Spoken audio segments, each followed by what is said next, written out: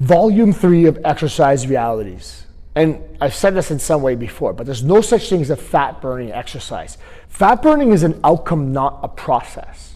And that might be a little bit confusing because technically fat burning is a process that happens in your body. Like there's a fat balance that ends up looking like fat burning.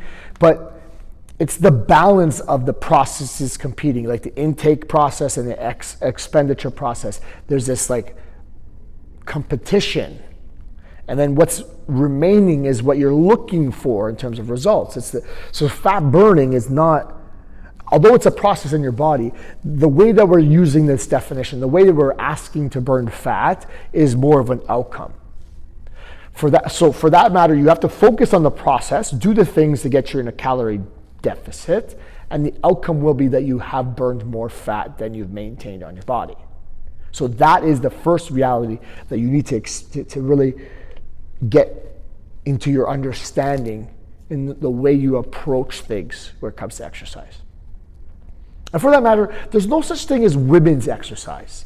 Everybody can do any exercise at all. Now, some women prefer to do a specific subset of exercise, and some men specific type of exercise. Like there's a preference.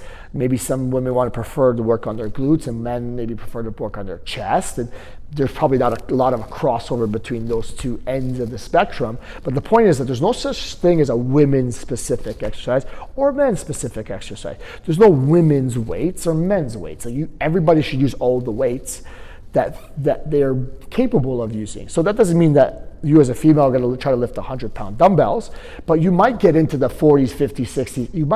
You might build up to that. There's nothing wrong with that, and you're not going to, as I said before, look like that person on the stage. So let's stop offending those people and realize that the tool of weight is going to help you, so we should not be afraid of it. And that's why there's no such thing as a woman's exercise. And the whole process, like the weight training, the cardio, it's a scientific process. You don't have to guess.